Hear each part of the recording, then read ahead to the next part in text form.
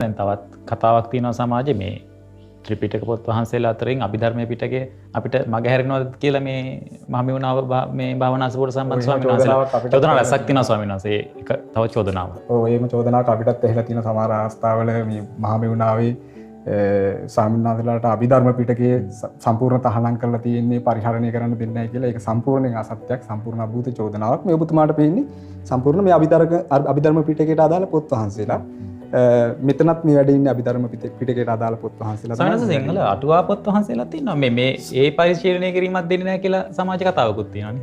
නෑ ඒවත් ඔක්කොම අභූත චෝදනා. ඔය ගොඩාක් චෝදනා කරන අය හොයලා බැලුවොත් මහමෙවුනාවට වැස්සකටවත් ගොඩ වෙච්ච නැති අය.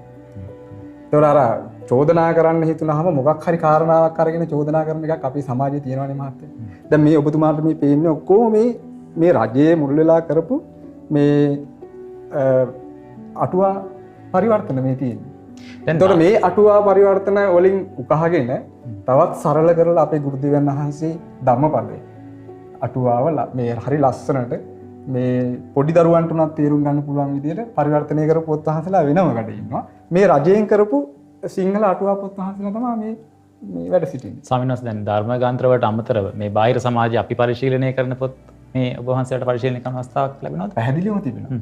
පැහැදිලිවම තිබෙනවා. මේ ඒ බඳු පොත් තමයි මේ පැරණි බෞද්ධ ග්‍රන්ථ කියලා මේ ගොඩ තියෙන මේ නොයේ කතුරුවරුන් විසින් මේ බුදුරජාණන් වහන්සේගේ ධර්මය මුල් කරගෙන රචනා කරන්නට යෙදුණු නොයේ මේ සද්ධර්ම රත්නාවලිය, ඒ වගේම ධම්මපද විවරණේ, පූජාවලිය ආදී මේ නොයේ පොත් වහන්සේලා එක එක කතුරුවරුන් විසින් එක එක විද්වත් ස්වාමීන් වහන්සේලා විසින් රචනා කරපු මේ බාහිර සමාජයේ තියෙන ඕනතරම් පොත් වහන්සේලා මේ කබඩ් වල වෙනම අපි මේ තැන්පත් කරලා තියෙන ඕනම ස්වාමීන් වහන්සේ ළමකට මේ පොත් වහන්සේලා අරගෙන පරිශීලනය කිරීමේ අවස්ථාවක්. බාහිර පොත් සම්බන්ධයෙන් මහත්මයා ආපු එකට තව එකක් මට පොඩි වුණ පූර්ණයක් කරන්න ඕනේ.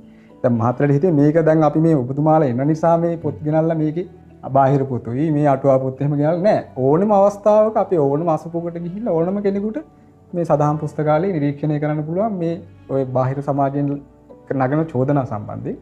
මේවා මේ කාලයක් තිස්සේ চিරාත් කාලයක් මේ අසපුවල මුල් කාලේ ඉඳන්ම මේ පොත් වහන්සලා මේ පොත් රාක්කවල වැඩ සිටිනවා. ඕනම ස්වාමීන් වහන්සේ නමකට මේ බාහිර පොත් නම් එහෙමයි. ත්‍රිපිටක මේ බුද්ධ ජයන්ති පරිවර්තන නම් එහෙමයි. මහමෙවුනාවේ පොත් වහන්සලා නම් එහෙමයි. පරිශීලනය කරලා දහම් දැනුම වර්ධනය කරගැනීමේ හැකියාව තියෙනවා.